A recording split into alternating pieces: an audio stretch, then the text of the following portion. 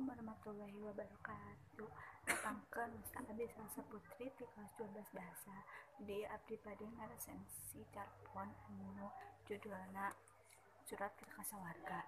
Anu kahiji carponna Aki Sasmita nyaeta nyaritakeun tentang Aki Sasmita anu cileutikna cicing di kampung heulang ruyuk. Sanajan keungaran eta kampung tapi resik jeung subur. Tileutik Aki Sasmita cicing dirinya tapi menangkeun Nini Warsiah anu nepikeun jadi buka anak 5 tepikeun geus gerdena. Tileutik Aki Sasmita osok diajak demonstrasi ka lapang golf anu geus diparaculan tepikeun Aki Sasmita ngahawukeun bari jeung geus kolot cenah.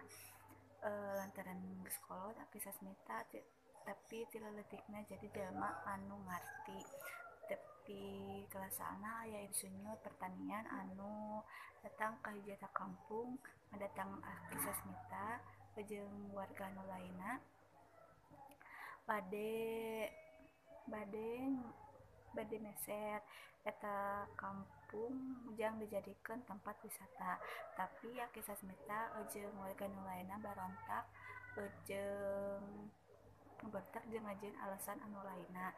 Sanajan arek dibeli gede ku harga gede tapi Aki Sasmita embungeun lantaran namun misalkan eta jadi tempat wisata engke anu aya di kampung ieu arek pindah ka mana jeung arek jadi pagawe naon. Anu kadua nyaeta Surat ke Kasawarga nyaeta nyaritakeun tentang jasa abah anu baget pisan ka anak minantuna. Basa harita anak minantuna ti Bandung balik ka lembur dijamu ku abah eta tina kaamaman jeung deungeunna sok dipasihan ti kangala sareng ngasakanana ku abah eta teu dibantuan ku ema. Basa harita abah ngajakan anak minantu jeung lanceukna ka kebon pikeun nimbal kumplit sareng deungeunna. Basa harita sok diajakan ka wahangan ka sawah jeung ka kebun pikeun pepelakan. Tapi ayeuna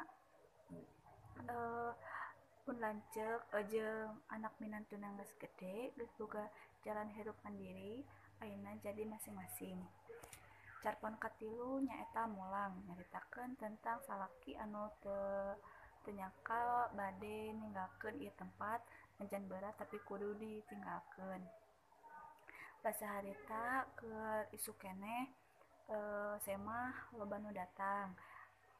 Ai lalaki mah cicingna di lalua jeung anu awewe mah cicingna di jararo bari jeung heureun usik. Pamajikan ge aya diuk di gigireun manehna jeung barudakna anu teu weleh-weleh. Anu teu kecet-kecet diuk gigireun indungna. Beuki beurang beuki loba semah anu daratang. Pikeun anu datang panerik ge diukna cicingna di laluar bari jeung di teras loba buket anu ngahalangan eta sareng sengit kembang ka jero imah. Poe ieu poe anu pikeun manehna bakal papisah jeung babaturanana. Sabab poe ayeuna manehna tikakeun dieu cicing di tempat ieu. Batur anu daratang teh tateh kacidap pikeun pentingna ieu kadatangan teh teu kahati datangna ieu ge pikeun ngadadak. Loba pisan nu arek ngajajab teh tina istri tepikeun pameget anu mapakeun teh komo sora adan anu rarasaan teh mangpeukeun ka awang-awang. Kareta anu ditumpakan teh pikeun majuna alon pisan. Didugikeun mere kasempatan jang kuring jeung manehna pikeun ngucapkeun pileuleyan ka eta nu ngajajakna, atawa mere kesempatan pikeun manehna ningali langit-langit. Sapanjang jalan jalma parenteuk jeung leongna ningali kareta kuring. Maranehna ngarucekeun ngucapkeun innalillahi wa inna ilaihi rajiun.